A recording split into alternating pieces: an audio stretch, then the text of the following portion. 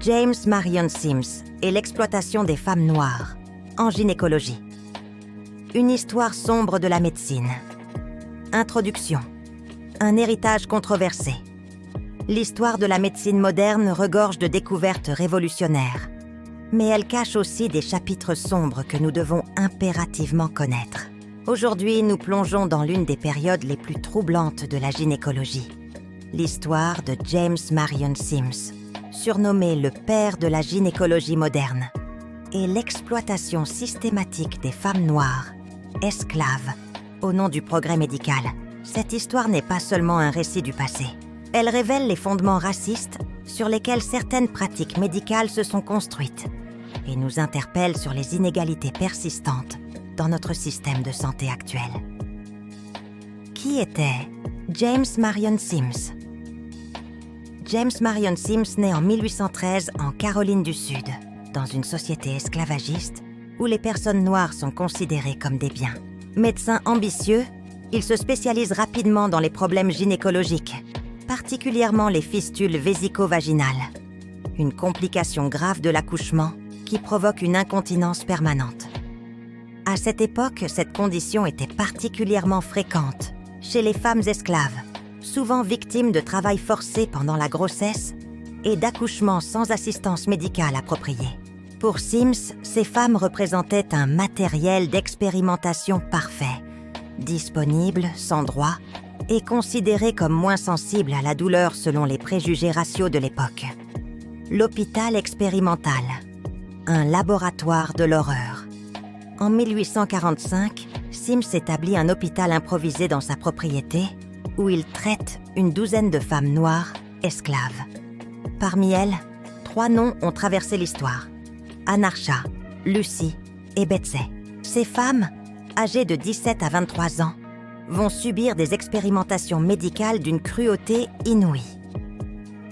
L'aspect le plus révoltant de ces expériences réside dans l'absence totale d'anesthésie. Sims opère ces femmes à vif, sans aucun soulagement de la douleur. Il justifie cette pratique par le mythe raciste selon lequel les femmes noires ressentiraient pas moins la douleur que les femmes blanches.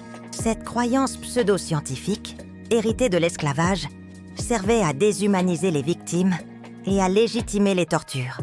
Les expérimentations, 4 années de souffrance. Anarcha, la plus connue de ses victimes, subit 30 opérations en 4 ans. 30 interventions chirurgicales sans anesthésie, dans des conditions d'hygiène précaires, avec des instruments souvent improvisés. Les infections étaient rendues fréquentes, les échecs répétés.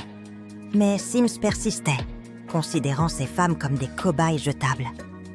Les opérations avaient seules lieu en public, devant un auditoire de médecins et d'étudiants exclusivement blancs.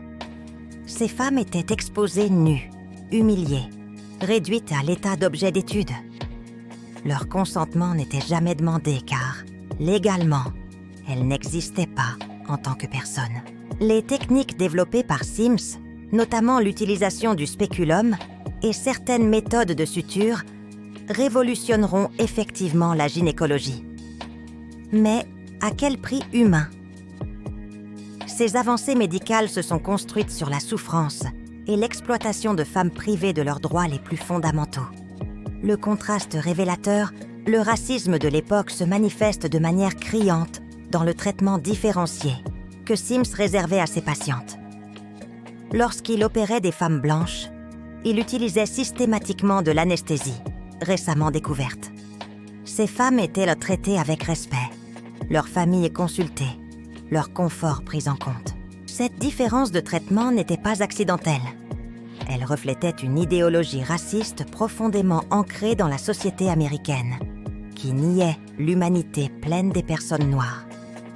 La médecine, loin d'être neutre, reproduisait et légitimait ces inégalités structurelles. L'héritage problématique. Pendant plus d'1 siècle, Sims a été célébré comme un héros de la médecine. Des hôpitaux portaient en son nom. Des statues lui rendaient hommage. Ces techniques étaient enseignées sans mention de leur origine sordide. Ce n'est qu'à partir des années 1960, avec le mouvement des droits civiques, que cette version héroïque a commencé à être remise en question. Les conséquences de cet héritage se font encore sentir aujourd'hui. Les inégalités raciales dans le système de santé américain trouvent leurs racines dans cette histoire. La méfiance de la communauté noire envers le corps médical, souvent incomprise par les professionnels de santé blancs, s'enracine dans des siècles d'exploitation et d'expérimentation non consentie.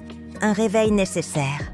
Depuis les années 2000, un mouvement de reconnaissance et de remise en question s'est développé. En 2018, la statue de Sims à Central Park a été déplacée après des années de mobilisation. Des voix s'élèvent pour honorer la mémoire d'Anarcha, Lucy, Betsy et des autres victimes anonymes. Cette reconnaissance tardive soulève des questions cruciales. Comment la communauté médicale peut-elle réparer ces injustices historiques? Comment s'assurer que de telles horreurs ne se reproduisent jamais? Comment construire un système de santé véritablement équitable? Les leçons pour aujourd'hui. L'histoire de Sims nous rappelle que le progrès médical ne peut jamais justifier l'exploitation humaine. Elle nous enseigne la vigilance face aux biais raciaux qui persistent dans la médecine contemporaine. Les femmes noires continuent aujourd'hui de subir des discriminations dans le système de santé avec des taux de mortalité maternelle alarmants. Cette histoire nous interpelle aussi sur l'importance du consentement éclairé, principe fondamental de l'éthique médicale moderne. Chaque patient, quelle que soit son origine, mérite d'être traité avec dignité et respect. Conclusion. Se souvenir pour ne plus répéter.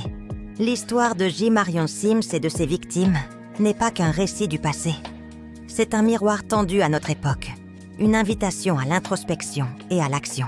Reconnaître ces injustices historiques, c'est honorer la mémoire des victimes et s'engager pour un avenir médical plus juste. En tant que société, nous devons continuer à questionner nos pratiques, à déconstruire nos préjugés et à œuvrer pour une médecine véritablement au service de tous. L'histoire d'Anarcha, Lucy et Betsy ne doit jamais être oubliée.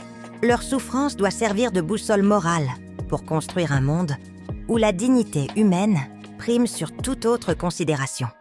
Cette leçon d'histoire nous rappelle que derrière chaque avancée médicale se cachent des êtres humains.